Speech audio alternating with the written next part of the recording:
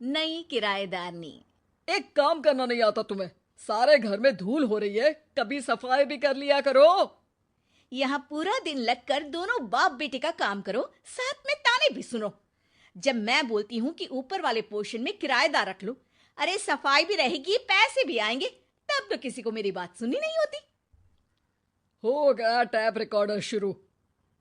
ये कहते हुए राज घर से बाहर निकल जाता है, जिसके बाद शिविन अपने कमरे से निकलकर नेहा के पास आता है। क्या यार मम्मी, कितनी बार बोला है टाइम से उठा दिया करो। हो गया ना मैं कॉलेज के लिए लेट। दुनिया की सारे गधे घोड़े बेचकर तो तू सोता है। पता भी चलता है तुझे कि मैं कितनी बार उठाने आती हूँ। बस दोनों बाप बेटों को घर से निकलते हुए लेट होने की फिक्र है, वापस आते हुए कितना भी लेट हो जाए कोई फिक्र नहीं। ओहो मम्मी, ओवर एक्टिंग मत किया करो। माँ की बातें अब ओवर एक्टिंग ही तो लगेगी ना। मेरी तो कोई फीलिंग्स ही नहीं है। क्या करूं, मर जाऊं क्या मैं? ओफो मम्मी, जा रहा हूं मैं, बाय। शिविन चला जाता है और नेहा बेचारी किलस्ती अपने घर के कामों में लग जाती है। इसी तरह चलती है नेहा की जिंदगी, जिसमें उसके ज्यादा बोलने वाली आदत की वजह से उसका पति और बेटा उसकी फीलिंग्स की कदर किए बिना हमेशा उससे दूर भागते रहते हैं। पूरा दिन घर में अकेले रहो और जब पति या बेटे से बात करने जाओ तो उनके नखरे अलग। अब मुझे ही कोई अच्छा किराएदार ढूंढना पड़ेगा।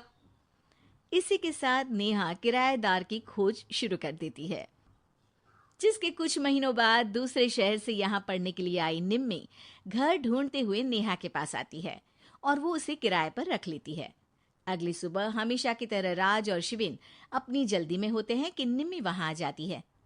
दीदी, थोड़ी चीनी मिलेगी? वो कल ना राशन लाने का समय ही नहीं मिला।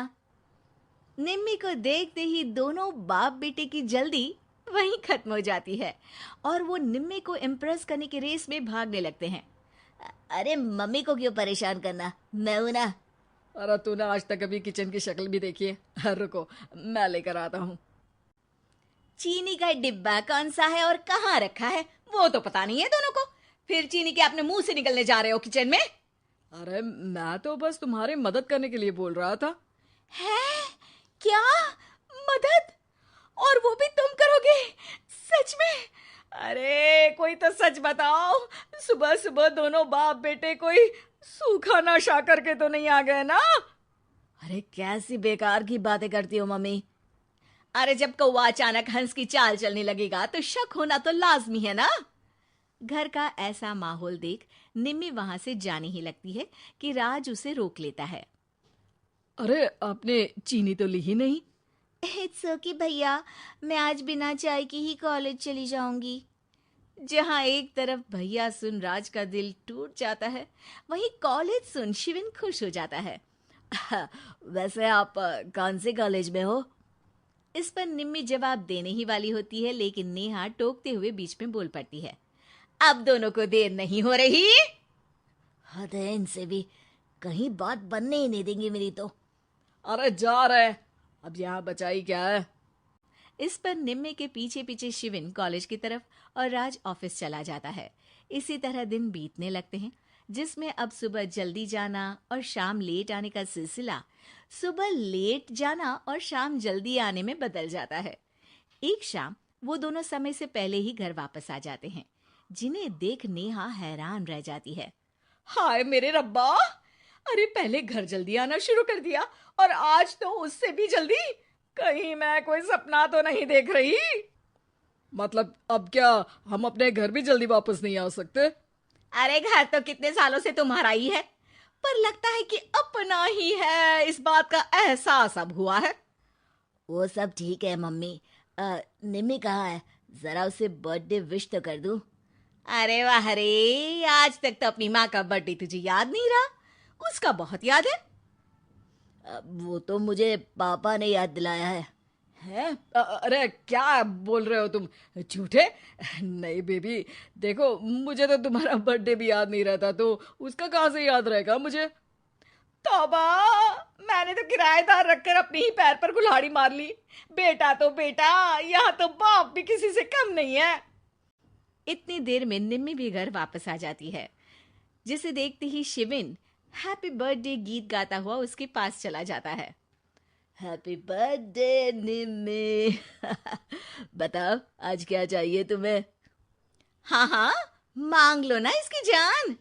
अरे नहीं नहीं, मुझे कुछ नहीं चाहिए, बल्कि मैं तो आज आप लोगों को कुछ देने आई हूँ। क्या क्या देने आई हो? निम्मी अपनी बैग में से मिठाई का डिब्बा और शादी का कार्ड निकालती है। ये मेरी शादी का कार्ड और मिठाई। आप सबको मेरी शादी में जरूर आना है और इसी खुशी में मिठाई खाइए। निम्मी की बात सुनकर जहां शिविन और राज शौक में आ जाते हैं, वहीं नेहा हंसने लगती है। दिल के अरमां आंसुओं में बह गए। नेहा की बात से कंफ्यूज्ड निम्मी उससे इसकी वजह पूछती है, जिस पर नेहा अपने पति और बेटे की सारी करामातें उसे बताती है।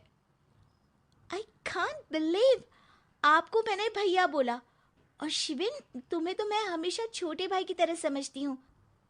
लेकिन कहते हैं ना, man will be always man. लेकिन आज से ये विमेन सेम नहीं रहेगी इनके लिए। फिर क्या, बाप बेटे आगे आगे और नेहा झाड़ू लेकर उनके पीछे पीछे।